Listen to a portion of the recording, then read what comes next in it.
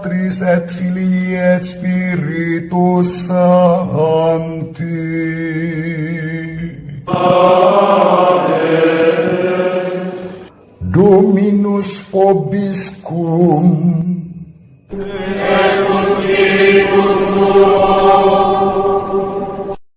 Saudari-saudara, kita awali permenungan kita dengan mohon belas kasihan Tuhan. Tuhan, kasihanilah kami. Kristus, kasihanilah kami. Tuhan, kasihanilah kami. Santa Maria Bunda Allah, doakanlah kami. Saudari-saudaraku yang terkasih, selamat berjumpa dalam Renungan Harian Masa Prapaskah 2021.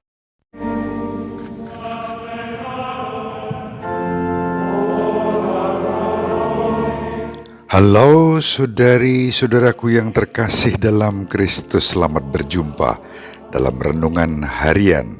Merenungkan bacaan-bacaan hari ini dari kitab Daniel bab 9 ayat 4b sampai 10, juga Mazmur tanggapan, Mazmur 79, dan Injil Lukas bab 6 ayat 36 sampai 38 membuat saya bersorak-sorai dan berkata, beruntunglah kita menjadi orang Katolik, karena keselamatan dunia akhirat disediakan bagi kita, bukan karena kehebatan kita, bukan karena jasa-jasa kita, melainkan karena kerahiman Allah yang selalu dinyatakan kepada kita.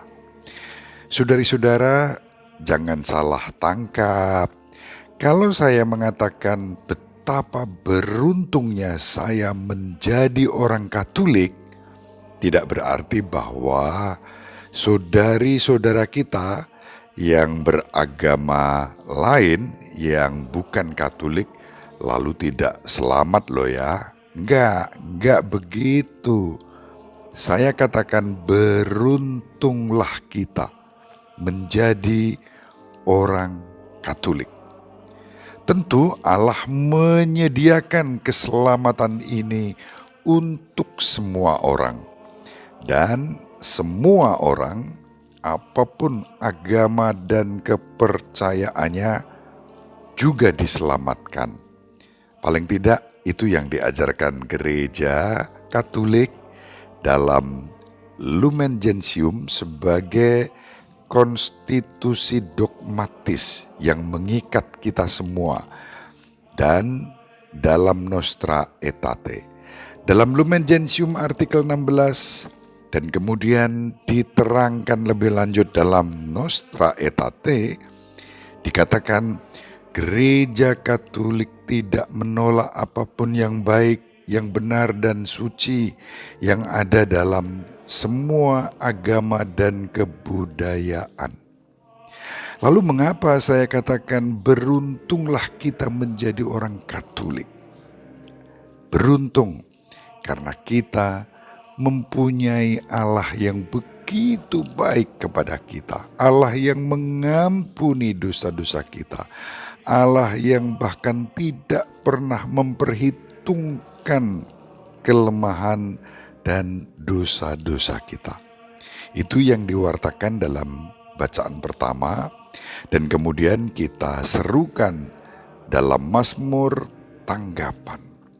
Tuhan tidak memperlakukan kita setimpal dengan dosa-dosa kita. Nah, saudari-saudara, itulah yang saya maksudkan dengan mengatakan beruntunglah kita menjadi orang Katolik, karena kita mempunyai Allah yang begitu baik. Kerahimannya selalu dinyatakan kepada kita, bahkan sebesar apapun dosa dan pelanggaran kita. Jadi Allah tidak akan pernah menolak kita setiap kali kita datang kepadanya untuk memohon pengampunan atas segala kelemahan dan dosa-dosa kita. Allah siap mengampuni siapapun yang memohon pengampunan dan kerahimannya, tidak peduli seberapa besar dosanya. Allah mengampuni ketidaktaatan Adam dan Hawa, dosa terbesar dalam sejarah yang dalam tradisi gereja Katolik disebut dosa asal. Namun dosa asal itu pun dihapus ketika kita menerima sakramen baptis.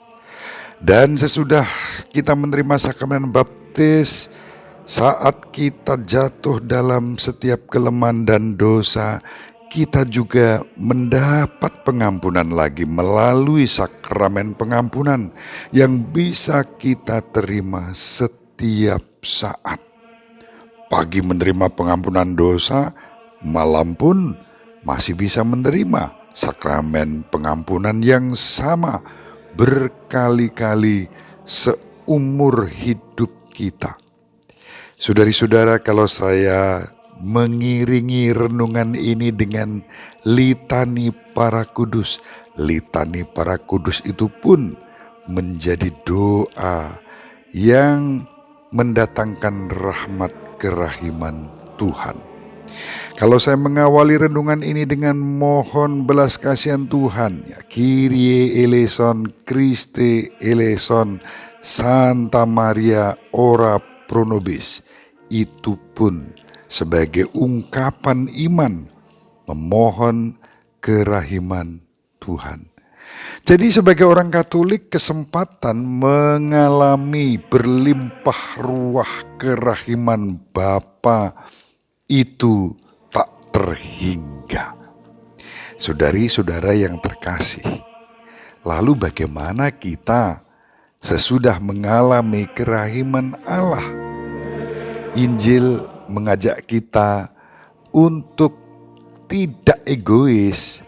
Kalau kita sudah diampuni, maka kita pun juga dipanggil dan diutus menunjukkan rahmat pengampunan dan kerahiman Tuhan itu dalam kehidupan bersama.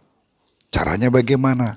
Yesus menjelaskan dalam Injil bahwa kita dipanggil menunjukkan kerahiman Tuhan dalam kehidupan ini dengan cara berhentilah menghakimi, berhentilah mengutuk, tetapi memaafkanlah.